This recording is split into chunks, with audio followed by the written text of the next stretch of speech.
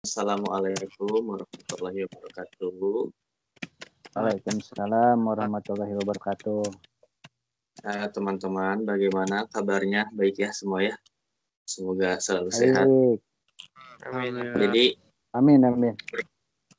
Alhamdulillah. perkumpulan kita malam ini tuh bukan membahas ya, cuman ngobrol-ngobrol aja lah, sharing terkait tentang lingkungan organisasi sama sifat kepemimpinan itu bagaimana gitu ya. Jadi kalau boleh dijelaskan sedikit saja, kalau lingkungan organisasi itu apa ya? Jadi lingkungan yang memang mempunyai bukan suatu lingkungan atau suatu perkumpulan banyak orang yang memiliki visi dan juga misi serta tujuan yang sama gitu kan ya. Nah, kalau sifat kepemimpinan itu ya seorang yang mempunyai jiwa kepemimpinan, seorang yang bisa memimpin atau mengarahkan banyak orang. Ya, mungkinlah seperti itu kali ya untuk pembukaan kita kali ini. Nah, mungkin saya mau tanya nih buat teman-teman yang lain yang ada di sini. Menurut kalian lingkungan organisasi atau sifat kepemimpinan itu seperti apa sih? Boleh mungkin dijelaskan dulu mulai dari alfabet aja, dari Kang Adit. Bangga Kang Adit. Oke, dari mungkin saya akan sedikit mengomentari atau mengasih sebuah pendapat dari pribadi saya sendiri ya mengenai sebuah gaya atau dalam memimpin sebuah perusahaan. Biasanya ketika kita memimpin sebuah perusahaan atau gaya itu cenderung kepada sifat kita. Kalau misalkan sifat kitanya bisa menerima semua pendapat dari bawahan kita atau dari anak buah kita, mungkin kita bisa untuk memperbaiki perusahaan atau gaya pemimpin kita untuk mencapai tujuan yang diinginkan. Misalkan ketika kita ingin mencapai sebuah perusahaan, pasti kan harus ada pemimpin yang bisa memimpin perusahaan dengan baik. Nah, kita tuh harus bisa memimpin anak buah kita supaya bisa mengikuti cara kita untuk bekerja. Nah, dengan seperti itu mungkin perusahaan bisa maju atau bisa berkembang dengan baik gitu. Itu menurut pendapat saya. Oke, tapi Kang Adit pernah punya ini nggak sih pengalaman pengalaman menjadi seorang pemimpin gitu, baik itu di lingkungan kerja atau di lingkungan sekolah mungkin dulu. Mungkin waktu pemimpin di perusahaan mungkin belum pernah ya, tapi kalau misalkan memimpin di sebuah organisasi seperti organisasi OSIS misalkan ya, mungkin saya dulu pernah memimpin sebagai ketua, jadi kan ada bagian-bagiannya. Kebetulan saya memimpin bagian dari seksi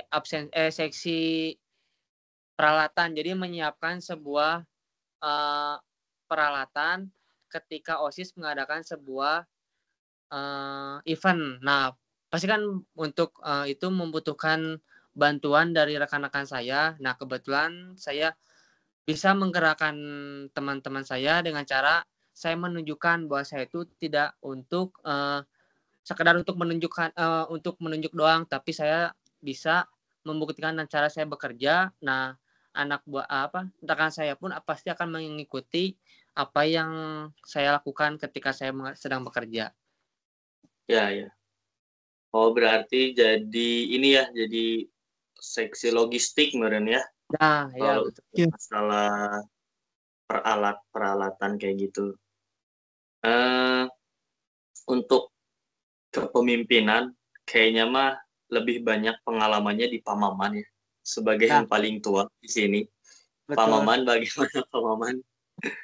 Senior. Aduh, memimpin. Kayaknya sih kalau saya pribadi kurang pas kalau untuk memimpin, karena saya orangnya pemalu. Ini gele. Tapi juga kalau pengalaman dipimpin ya ada lah, karena kan pemimpin dipimpin oleh beberapa orang gitu kan, beberapa orang dengan tipe, gaya, dan sifat kepimpinan masing-masing gitu kan. Misalkan ada yang tipenya otoriter, yang saklek, yang segala sesuatu kerjaan harus beres saat itu juga, nggak mau tahu prosesnya kayak apa, terima jadi. Ada yang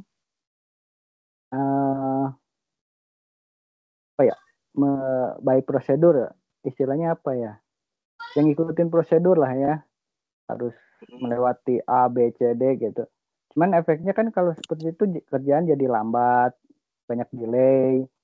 Nah, terus nah, ada juga pemimpin yang nggak tahu ya, kalau entah dia itu nggak paham gimana cara memimpin suatu kelompok, entah dia nggak menguasai bidang yang dipimpinnya, atau tidak sesuai dengan latar belakang pendidikannya gitu. Ya kurang paham juga sih ya, cuman kebanyakan yang saya tahu di perusahaan tempat saya kerja tuh kebanyakan ya menempatkan seorang leader dalam tim itu tidak sesuai dengan bidang keahliannya. Jadi banyak kerjaan yang yang delay lah. Yang delay. Itu sih kalau pengalaman di tempat saya kerja. Kenapa? Ini apa ya? Berarti di luar ya, Pak ya? Kalau ya karena berdasarkan pangkat golongan itu. Jadi apa ya? Jadi seorang yang dianggap sebagai pemimpin juga belum tentu dia bisa memimpin kali gitu ya. Nah, ya betul. Tuh, setuju. Lalu kalau dari segi kenyamanan, lebih enak dipimpin oleh pemimpin yang seperti apa, Pak? Kalau saya enaknya sih yang tegas aja ya. Kalau A ya A, B yang B, biar kita nggak rancu kalau melaksanakan tugasnya itu nggak setengah-setengah gitu, nggak bingung. Berarti komunikasinya sebenarnya apa ya? Komunikasinya harus benar. Jalan gitu ya. Kan kalau saya kan orang teknik, jadi kayak kalau komunikasinya kan pakai gambar kalau bikin produk ya jadi otomatis harus menguasai juga. Nah, kalau misalkan atasannya aja nggak paham sama gambar, atau itu bahaya juga ya, Pak ya? Ya bahaya. Ya kayak ginilah contoh, kalau misalkan kita motong plat 10 mili kan kita atau 100 mili atau 10 cm lah ya. Kan kita udah kebayang pakai alat ukur kan, tapi kan kalau ada pimpinan yang mintanya ya seginilah gitu kan. Ya segini-gini itu segimana gitu kan, kita nggak tahu. Relatif segini si Bapak aja, kita beda ya Pak ya. Iya. Seperti itulah. Jadi kalau di tempat Bapak ya itu banyak pemimpin yang tadi itu yang tidak menguasai lah. Tidak sesuai dengan itu ya. Tidak sesuai dengan keahliannya. Misalkan kayak keahlian di bidang desain, manufaktur, orangnya orang administrasi misalnya yang jadiin pemimpin gitu. Oh, kok jauh? Kan jauh. Iya. Seperti itu. Mungkin ada komentar lain dari teman-teman. Nah, dari Kang Faisal, bagaimana Kang Faisal menyikapi sebagai seorang pemimpin? Ya kalau menurut saya ya benar, harus kata Pak Maman, komunikasinya harus baik lah ya. Dikatakan dia mampu memberi perintah kepada anak buahnya itu dengan baik gitu. Karena nanti juga ketika ada kesalahan kan dia yang ditegur oleh pemimpinnya gitu. Dia juga tidak bisa menyalahkan anak buahnya ketika dia salah karena ya dia menyampaikan kesalahannya juga salah gitu. Oh, jadi seorang pemimpin juga serba salah ternyata ya. Iya. Dia mau manut ke atas gimana, mau manut ke bawahnya juga gimana kali ya. Ya begitulah. Makanya ketika kita jadi pemimpin ya kita harus siap resikonya. Tekanan pasti berat lah, tekanan dari atas, tekanan dari bawah, pasti sangat memiliki resiko yang cukup berat lah. Ya. Tapi pernah punya pengalaman nggak sebagai Pengalamannya pemimpin? sebagai KM kemarin. Sebagai KM dari semester 1 sampai semester 2 gimana Bapak Isa? Ya. Kalau saya pribadi ya, karena saya membagi-bagi tugas pada beberapa orang yang mau gitu bersedia untuk menjadi penanggung jawab ya, buat saya nggak terlalu berat ya, karena dijalaninnya juga sama-sama gitu ya, dengan membagi tugas gitu. Cuman ya kadang kita juga kan belajar gitu ketika di organisasi kan kita harus bisa saling backup ya. Ketika yang satunya nggak bisa, kita harus saling backup gitu. Terutama ya itu tugas ketika ada pemimpin, dia harus bisa bagaimana membackup suatu organisasi gitu ketika terjadi kesalahan ataupun di situasi yang sangat membutuhkan gitu. Jadi harus mengambil keputusan dengan tepat,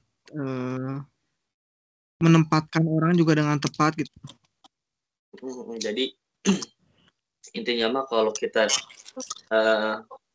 sedang berorganisasi itu harus saling menopang gitu ya.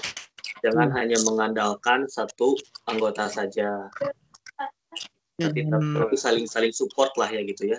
Saling menutupi kesalahan anggota yang lainnya juga mungkin gitu ya. Ya, demi mencapai tujuan organisasi itu ya memang harusnya seperti itu. Nah, kalau dari Kang Ali, bagaimana Kang Ali? Sebagai calon pemimpin bangsa. Pemimpin bang, amin. Tapi ya memang berat sih kalau dikatakan tugas pemimpin itu ya pastinya menyatukan berbagai opini dari beberapa orang, termasuk mau dari atas kah, itu entah itu atasan atau bawahan sekalipun, karena isi kepala orang kan beda-beda. Kita yang merangkum semua itu gimana jadi sebuah keputusan, karena pastinya pemimpin juga harus ahli dalam mengambil keputusan, decision maker, karena ya itu vital kan. Ada trouble di sebuah perusahaan kalau kitanya nggak bisa menghandle masalah itu dengan mengambil keputusan yang baik, ya tentunya collapse. Mungkin pemimpin juga harus punya motivasi lebih ya dibandingkan anak buahnya, karena ketika kita melihat pemimpin kita kerjanya semangat, ya masa sih kita yang anak buahnya leha-leha gitu. Betul. Makanya ketika motivasi itu tidak perlu diumbar, maksudnya tidak perlu terang-terangan buat ayo semangat, tapi dengan dengan dia bekerja, dengan dia semangat bekerja terus kelihatan nih sama kita, itu juga menimbulkan rasa semangat tersendiri dong. Nggak perlu nggak perlu langsung ditunjuk buat semangat, tapi ketika kita melihat orang itu semangat, ya kita juga termotivasi. Jadi kayak menyebarkan aura positif gitu ya. Ya, betul. Karena ya kalau misalkan leader kita aja udah ngeluh dengan suatu pekerjaan yang dia handle gitu, apalagi dengan kita bawahannya, kita yang ngerjain gitu.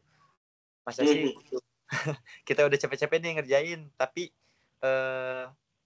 leader kita malah ngeluh kalau ini kenapa nggak bisa nggak beres kayak gini, pekerjaan segini kok nggak beres-beres gitu. Itu malah jadi tekanan besar justru, Iya. tekanan besar buat anak buahnya, makanya mungkin bisa jadi dia pergi dari sebuah organisasi gitu. Jadi faktor motivasi juga mempengaruhi lah ya. Motivasi terus apa ya, pemimpin sebagai contoh juga itu berpengaruh pada kinerja anggotanya kali ya. Iya, betul. Sama tujuan organisasi juga. Ya. Oh iya, kalau tujuannya kita nggak searah, nggak akan ini ya, nggak akan kerjasama kita gitu ya. Nah, itu berarti sebelum kita menjadi pemimpin harus memastikan dulu tujuan kita dengan anggota itu sama. Betul. Satu pemikiran, betul. Visi misinya harus jelas. Visi misi harus jelas. Betul. Karena setidaknya seberapa banyak opini pun kalau tujuannya sama ya ke situ juga gitu pada akhirnya. Betul. Seperti apa ya? Ya seperti itulah ya kira-kira. Ya Sulit kalau menyatukan beberapa hal. Kalau misalkan anggaplah kalian memimpin sebuah organisasi. Kalian pinginnya menciptakan lingkungan organisasi yang seperti apa? Apakah yang otoriter atau yang have fun tapi pasti? Atau mau yang seperti apa? Coba dari teman-teman. Kalau ya, saya lebih ke santai ya. Santai itu dalam artian ya dalam porsinya gitu, tapi beres kerjaan gitu. Tapi ada plus minusnya nggak kok kayak gitu?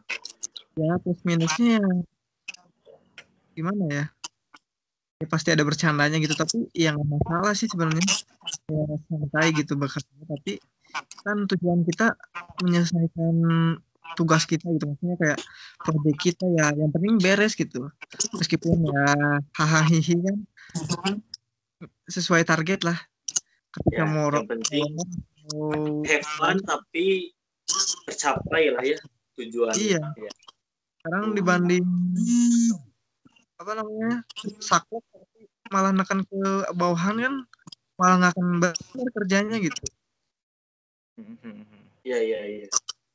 Malah jadi tekanan, malah jadi stres juga ya buat anggota ya nantinya. Ya, pada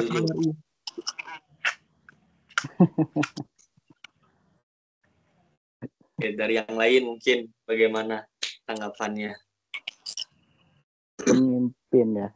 Ya kalau jadi pemimpin harus bisa adaptasi dengan budaya organisasinya, lingkungan organisasinya. Apalagi dengan apa? Dengan industri 4.0 lah yang serba digital gitu kan. Ya, betul, ya otomatis seorang pemimpin harus mengikuti ya. Benar. Apalagi malah harus yang sampai kita harus yang paling update sebagai pemimpinnya. Betul. Biar tidak dibodohi bawahan. Betul, Pak. Awan dengan visi kepala anak buah yang berbeda-beda. Lintas generasi lah. Itulah. Oke, menarik sekali ya. Ternyata jadi seorang pemimpin itu gampang-gampang susah ya. Kalau boleh ditarik kesimpulan, jadi kita sebagai calon pemimpin, yang pertama memang harus bisa menguasai dulu komunikasi yang baik. Ya, betul. Agar tidak salah paham antara anggota, agar tidak salah menyampaikan instruksi pada anggotanya. Lalu juga harus bisa menyatukan berbagai macam ego dari anggota-anggotanya agar sampai ke satu tujuan. Lalu juga harus bisa membuat visi misi yang jelas, harus sabar, dan juga tegas. Mungkin kalau dari saya seperti itu ya, kesimpulan dari untuk menjadi seorang pemimpin. Kalau dari teman-teman ada kesimpulan lainnya nggak kira-kira? Mungkin kalau misalnya dari saya ingin sedikit menyampaikan, mungkin dari pendapat Pak Maman ataupun Pak Faisal, mungkin setuju ya, karena sebagai pemimpin tuh kita harus beradaptasi dengan lingkungannya, karena setiap karakter orang kita harus bisa menyikapinya dengan benar, karena karakter tuh tidak bisa dirubah, karena karakter itu dibawa dari awalnya seperti itu. Jadi kita harus menyesuaikan diri dengan karakter orangnya agar kita bisa menyampaikan komunikasi kita, ataukah bertegur, ataukah dengan cara apapun supaya kita bisa baik dengan bawahan kita. Betul sekali, setuju Kang Adi.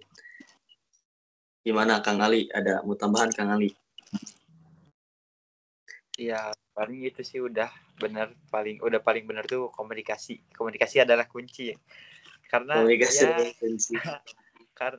Setiap masalah pasti harus dikomunikasikan, setiap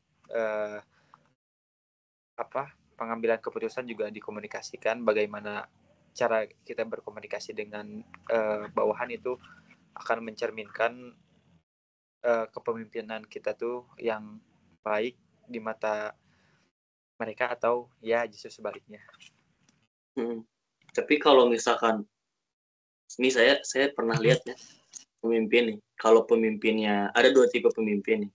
Kalau dari awal kesannya tuh dia banyak banyak heureuy, banyak bercanda, biasanya tuh pemimpin yang nanti anggotanya tuh malah seenak pemimpinnya.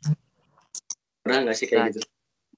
Nah, beda kalau sama pas kita first impression ya, ketemu pemimpin yang emang dari awal tuh udah tegas. Nah, kita tuh jadi segan. Takut, itu. Bukan takut ya, jadi kayak gimana ya, mau ngobrol aja jadi kagok gitu.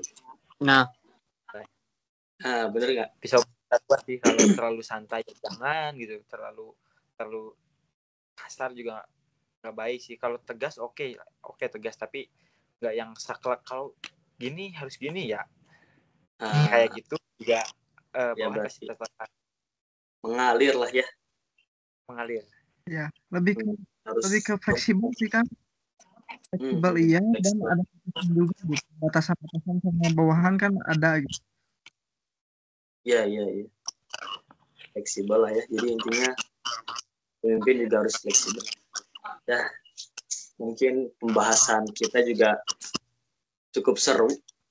Kalau diceritain juga panjang banget ya tentang pemimpin. Tidak akan ada habisnya. Banyak sekali